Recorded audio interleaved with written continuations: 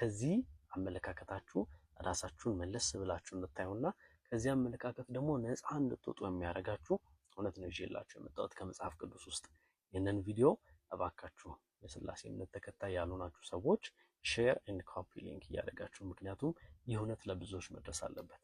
እንቀጥል። አንደኛ ቆሮንቶስ ምዕራፍ 15 ከ21 ጀምሮ እየጀመርን እንሄዳለን።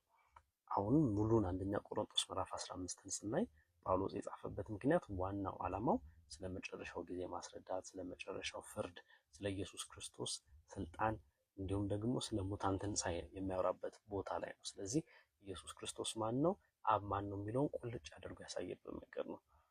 እውነትና ፋቂ ስትሆኑና አይኖቻችሁ ጭፍን ካልሆነ ኢየሱስ ክርስቶስ ማን እንደሆነ በዛሬው ቪዲዮ በደንብ ነው በጣም በቀላሉ ማየት ትችላላችሁ። እንቀጥል። ሞት በሰው በኩል ስለመጣ ትንሣኤ ሙታን በሰው በኩል ሆኗልና ይላል ቁጥር 21። ሁሉ በአዳም እንደሚሞት እንዲሁ ደግሞ በክርስቶስ ደግሞ ሕያዋን ይሆናሉ። ሞት በሰው በኩል መጣ ይላል። ሕይወትን በማን በኩል የመጣው? በሁለተኛው እግዚአብሔር በኩል ምናምን አይልም፣ በሰው በኩል። ሞት የመጣው በሰው ነው፣ ሕይወትም በሰው በኩል። ስለዚህ የመጀመሪያው አዳምና ሁለተኛው አዳም ማንነትን ይዘው ማለት ነው የመጡት። የመጀመሪያው አዳምም ያደረገውን ነገር ሁሉ ኢየሱስ ክርስቶስ ሲያደርግ እናየዋለን። እግዚአብሔር ስልጣንን ሰጥቶታል ለመጀመሪያው አዳም፣ ለሁለተኛው አዳምም እግዚአብሔር ስልጣንን ሰጥቶታል። ለመጀመሪያው አዳምም ፈተና ነበረበት፣ ሁለተኛው አዳምም ተፈትኖ አለፈ። የመጀመሪያው አዳም ወደቀ፣ የሁለተኛው አዳም ግን አለፈ። የመጀመሪያው አዳም የተሰጠውን ስልጣን እስከ መጨረሻ አልጠበቀም፣ ሁለተኛው አዳም ግን እስከ መጨረሻ ጠብቆ ግሎሪፋይድ ሆነ። ያንን ለማውራት ስለፈለገ ነው፣ በደንብ ዲቴል እናየዋለን። ነገር ግን እያንዳንዱ በራሱ ተራ ይሆናል። ክርስቶስ እንደ በኩራት ሆኖ በኋላም በመምጣቱ ለክርስቶስ የሆኑት ናቸው። በኋላም መንግስቱን ለእግዚአብሔር ለአባቱ አሳልፎ በሰጠ ጊዜ አለቅነትንም ሁሉ ስልጣንንም ሁሉ ኃይልንም በሻረ ጊዜ ፍጻሜ ይሆናል። መንግስቱን ለእግዚአብሔር ለአባቱ አሳልፎ በሰጠ ጊዜ አለቅነትንም ሁሉንም ስልጣንም ሁሉ ኃይልንም በሻረ ጊዜ ይላል። ስለዚህ መንግስቱን ለእግዚአብሔር የሚሰጥበት ጊዜ አለ እያለ ነው። ጠላቶቹን ሁሉ ከእግሩ በታች እስኪያደርግ ድረስ ሊነግስ ይገባዋል። እስከ መቼ ድረስ ኢየሱስ ክርስቶስ የሚነግሰው? ጠላቶቹን ሁሉ ከእግሩ በታች እስኪያደርግ ድረስ ኢየሱስ ክርስቶስ ይነግሳል። የእግዚአብሔር ዙፋን ላይ ይቀመጣል። የኋለኛው ጠላት የሚሻረው ሞት ነው ይላል። ሁሉን ከእግሩ በታች አስገዝቷልና፣ ነገር ግን ሁሉ ተገዝቷል ሲል ሁሉን ካስገዛለት በቀር መሆኑ ግልጥ ነው።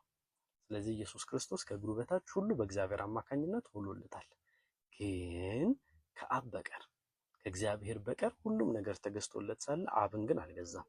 ስለዚህ ራሱ ምን ይላል? ሁሉን ካስገዛለት በቀር መሆኑ ግን ግልጥ ነው። ሁሉ እኮ ተገዝቶለታል፣ ግን ካስገዛለት። ስለዚህ አሁን የምታዩት ምንድነው? አንድ ይህንን ስልጣን ይህንን ሁሉን እንዲገዛ ያደረገው ያስገዛለት አንድ አካል አለ። ያንን አካል ደግሞ እሱም አልገዛውም እያላችሁ ነው። ስለዚህ ኢየሱስ ክርስቶስ ከራሱ የመነጨ ስልጣን የለውም፣ ከራሱ የመነጨ አገዛዝ ስልጣን የለውም። እግዚአብሔር ያንን ስልጣን ሰጠው እያላችሁ ነው። ሁሉ ከተገዛለት በኋላ ግን ይላል። ከዛ አሁን በደንብ ስሙ። ሁሉ ከተገዛለት በኋላ ግን እግዚአብሔር ሁሉ በሁሉ ይሆን ዘንድ በዚያን ጊዜ ልጁ ራሱ ደግሞ ሁሉን ላስገዛለት ይገዛል። ስለዚህ ልጅ የምንለው እግዚአብሔር ወልድ የምንለው አካል ወይም ደግሞ ልጅ የምንለው አካል ሁሉን ላስገዛለት። አሁን ሲጀመር እግዚአብሔር ብለን የምናስበው አካል የራሱ ስልጣን ከሌለው ምኑን እግዚአብሔር ሆነ? አንድ ብላችሁ ጠይቁ። የኢየሱስ ክርስቶስ ማንነት ላይ በደንብ መጠየቅ ያለባችሁ። ኢየሱስ ክርስቶስ እዚህ ጋር በግልጥ እንደምታዩት የራሱ ስልጣን የለውም። ስለዚህ እንዴት ነው የራሱ ስልጣን የሌለው አካል እግዚአብሔር ሊሆን የሚችለው?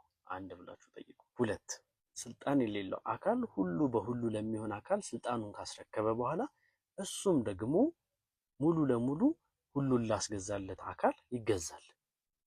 እንዴት ነው ይሄ እግዚአብሔር የሚሆነው? የሚገዛ እግዚአብሔር እንዴት ነው እግዚአብሔር ሊሆን የሚችለው? ይሄው ራሱ ነው የሚለው። በዚያን ጊዜ ልጁ ራሱ ደግሞ ሁሉን ላስገዛለት ይገዛል ይላል። እንዴት? አስረዱኝ። እንዴት? አሁን በጣም ብዙ ሜንታል ጂምናስቲክ ልትሰሩ ትችላላችሁ። በስጋ ነው እንደዚህ ምናምን፣ ከዛ ደግሞ እንደዛ። መገዛት ማንነት ባህሪ ነው። መገዛት የባህሪ ጉዳይ፣ የኤሰንስ ጉዳይ ነው። አእምሯችሁን አሰሩት። ሁሉን ነገር ኢየሱስ የተቀበለው ከእግዚአብሔር ነው።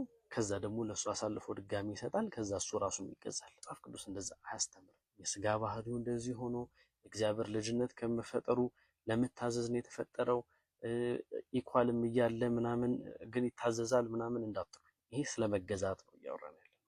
ፕራክቲካሊ መገዛት ነው። ከዛም አልፎ ደግሞ በጣም የሚገርመውና የሚያስደንቀው ነገር እኛ በምንገዛበት አገዛዝ ነው የሚገዛው ለእግዚአብሔር። እንዴት ብትሉ ሁሉ በሁሉ ይሆን ዘንድ ይላል። ሁሉ በሁሉ ያው ሁሉ ከተገዛለት በኋላ እግዚአብሔር ሁሉ በሁሉ ይሆን ዘንድ በዚያ ጊዜ ልጁ ራሱ ደግሞ ሁሉን ላስገዛለት ይገዛል። አያችሁ፣ እኛ በምንገዛበት አገዛዝ ልክ ነው ኢየሱስ ክርስቶስም ሁሉን እኛን ጠቅልሎ ከተረከበ በኋላ እኛም እንገዛለን ለእግዚአብሔር፣ እሱም ይገዛል። ስለዚህ ሁሉ በሁሉ ይገዛለታል ለእግዚአብሔር በዛ ሰዓት እኛንም ጨምሮ ብለን ሁሉም የዓለም ላይ ያለ ፍጥረት ሁሉ ለእግዚአብሔር ይገዛል። በዛ መገዛት ተመሳሳይ መገዛት ኢየሱስ ክርስቶስም ይገዛል። አሁን እዚህ ጋር ምንም ልታወናፍሱት አይቻልም አይገባም። ምክንያቱም ስለ መገዛት ነው እያወራ ያለው። እግዚአብሔርም የሁሉ ገዢ ነው። የምታዩት ሃይራርኪ እንዴት ነው? እግዚአብሔር የሁሉ ገዢ ነው። ከዛ የሚገዙ አካላቶች አሉ። ሁሉ በሁሉ እግዚአብሔር የሚሆንበት ታይም አለ። በዛ ውስጥ እኛ አለን። እኛ ስንገዛ የዛንም ኢየሱስ ሁሉ በሁሉ እንዲሆን ሁሉም አጠቃላይ የሚሆነው ነገር በሙላ በዛ ፍጥረት ላይ ዩኒቨርስ ላይ ያለው በሙላ እንዲሆን ለእግዚአብሔር ይሰጣል። የዛንም ኢየሱስም የዛን አካል ነው ማለት። ከዛ ሲቀጥል ኢየሱስ በማቴዎስ ምዕራፍ 4 ላይ ምን አለ? ቁጥር 36 ላይ ስለ ምጽአቱ ቀን እያወራ ሁላችሁ የምታውቁት ቃል ነው። ስለዚያች ቀንና ስለዚያ ሰዓት ግን ከአባት ብቻ በቀር በሰማይ መላእክትም ቢሆን ልጁም ቢሆን የሚያውቅ የለም።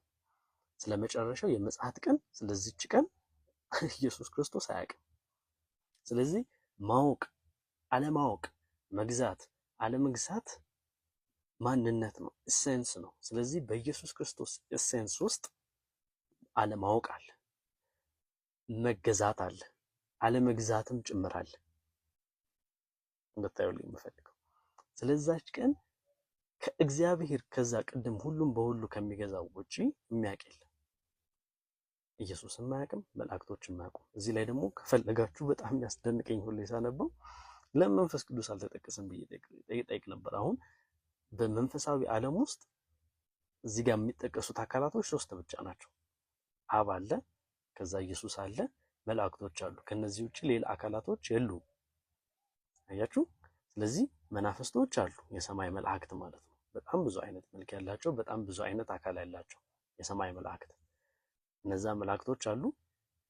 ከዛ ደግሞ አብ አለ፣ ከዛ ደግሞ ኢየሱስ አለ። መንፈስ ቅዱስ ለምን አልተጠቀሰም ብዬ በጣም ድሮ ጠይቅ ነበር። እናንተም ጥያቄ አድርጌ ያልፈዋለሁ፣ ሌላ ጊዜ በሰፊው እናወራበታለን። ከዛ የመጨረሻው እንዳላዝምባችሁ ዮሐንስ ራእይ ምዕራፍ 3 ላይ እንሄዳለን። ዮሐንስ ራእይ ምዕራፍ 3 ላይ ኢየሱስ ክርስቶስ ግሎሪፋይድ ከሆነ ከከበረ በዙፋኑ ላይ ከተቀመጠ በኋላ ስቲል አምላኬ ብሎ የሚጠቅሰው አካል ስቲል በአምላክ ግዞት ውስጥ እንዳለ የሚናገርበት ቦታ ነው። በሰርዴስ ወዳለው ቤተክርስቲያን የሰጠው መልእክት ነው ኢየሱስ ክርስቶስ ማለት ነው። በራእይ ምዕራፍ 3 ከቁጥር 2 ጀምሮ እንዲህ ይላል፣ ስራህን በአምላኬ ፊት ፍጹም ሆኖ አላገኘሁትምና የነቃሁን ሊሞቱም ያላቸውን የቀሩትን ነገሮች አጽና ይላል። ስለዚህ ኢየሱስ ክርስቶስ ግሎሪፋይድ ከሆነ በኋላ ስቲል አምላክ የሚለውም አካል አለ። ይሄ መጽሐፍ የተጻፈው ኢየሱስ ክርስቶስ ከሞተ ከተነሳ ግሎሪፋይድ ሆኖ ከተቀመጠ በኋላ አይደለ? በዙፋኑ ላይ ከተቀመጠ በኋላ አይደለ ይሄን ነገር የተጻፈው? ስለዚህ ግሎሪፋይድ ሆኖ ራሱ አምላክ የሚለው አካል ሲኖር ኢየሱስ ክርስቶስ አምላክ አለው። ሁሉን አያውቅም። ሙሉ ለሙሉ ገዢ አይደለም። ጭራሽ ደግሞ እሱ ይገዛል። ዲቲንክ እግዚአብሔር እንደዛ ነው።